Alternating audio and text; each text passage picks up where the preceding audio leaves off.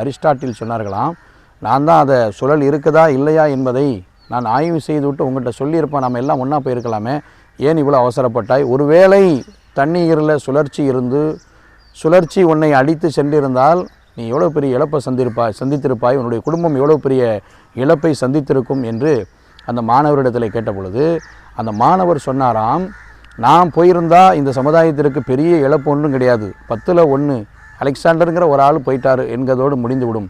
ஆனால் உங்களை போன்ற ஒரு குருநாதரை நாங்கள் இழந்து விட்டால் ஒட்டுமொத்தமான இந்த சமூகத்திற்கே அது ஆகப்பெரும் இழப்பாக இருக்கும்.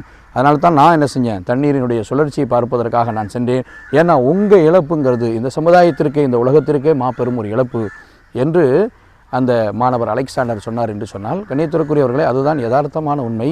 ஒரு ஆசான் என்பவன் தன்னை மெழுகுவர்த்தியாக தன்னை தியாகம் செய்து கொண்டு இந்த சமுதாயத்திற்கு வெளிச்சத்தை தருகிறான் என்று